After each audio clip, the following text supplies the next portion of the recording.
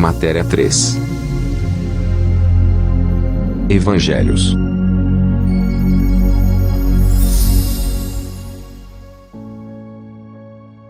Seja bem-vindo a este terceiro capítulo da Matéria 3, Evangelhos. É importante entender que os autores bíblicos escreveram sob a unção do Espírito Santo de Deus. Portanto, Deus é o verdadeiro autor da Sagrada Escritura. No entanto, Deus escolheu certas pessoas para transmitir esta Escritura.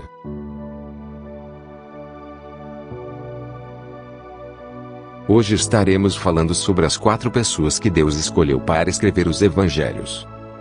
Mateus.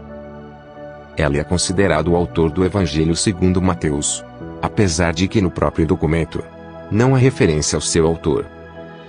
Papias, discípulo do apóstolo João, apontou a Mateus como autor deste Evangelho sob a unção do Espírito Santo. A partir de então, a tradição atribui a Mateus a escrita deste Evangelho.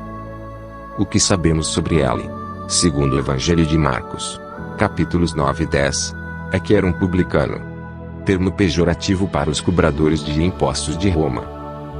Eles eram considerados impuros por causa do trato constante com não-judeus. Eram excomungados das sinagogas e, por causa de seus tratos com os outros, eram marcados como pecadores. Mateus 9:11. Parte da má reputação dos publicanos era pelas abusivas e ilícitas cobranças, que os enriqueceram às custas dos contribuintes.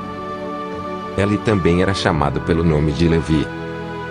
No Evangelho de Lucas é indicado que ele deixou tudo para seguir o Senhor.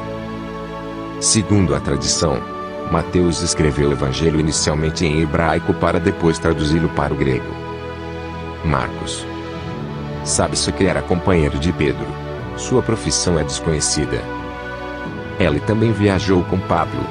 Sabe-se também que, entre o ano 61 e 63 depois de Cristo, ele estava em Roma com Lucas. Isso é algo que o capítulo 4 da carta aos Colossenses nos deixa registrado. Acredita-se que ele foi o escritor do Evangelho, embora isso não se refira na própria escrita. João Marcos, João seu nome judeu e Marcos seu nome romano, não era um dos 12 discípulos. Considera-se que foi convertido por Pedro, pois se refere a ele como Marcos meu filho. Seu tio era Bernabé, com quem junto a ele e Pablo, formariam a primeira equipe missionária. Tradicionalmente, considera-se que João Marcos escreveu sob a unção do Espírito Santo o Evangelho, que ele ouviu dia após dia de Pedro em Roma. É por isso que o Evangelho de Marcos é conhecido entre os teólogos como o proto-evangelho de Pedro. Observa-se claramente a intenção de que seu evangelho fosse destinado à leitura pelos romanos.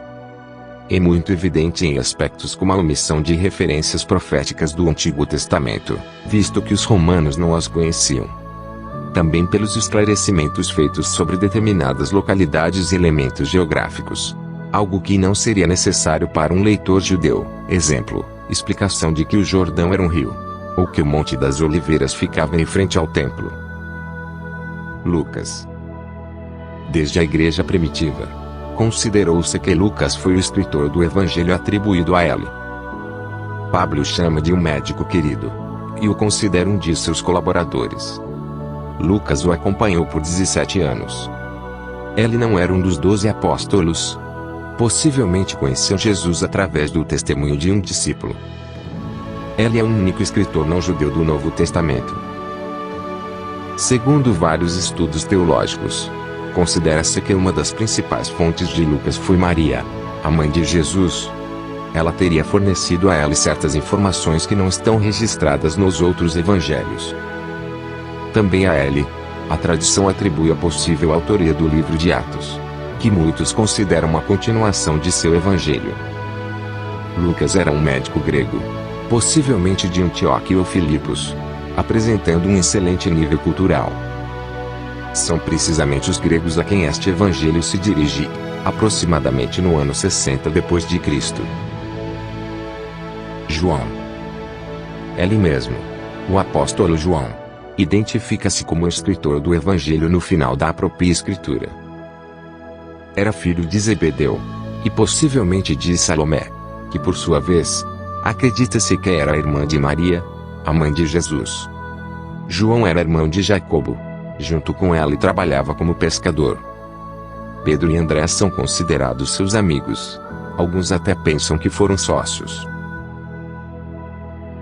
O negócio da pesca tinha que ser lucrativo naquela época, visto que eles tinham funcionários. De acordo com o Evangelho de Marcos 1, 16 a 20.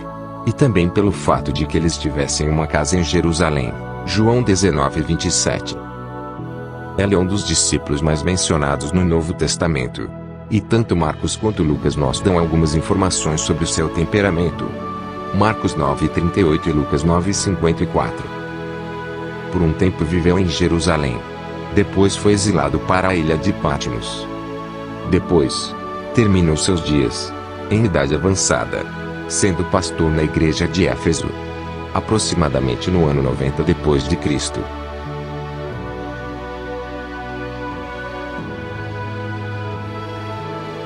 Aguardo por você na próxima aula. Deus o abençoe.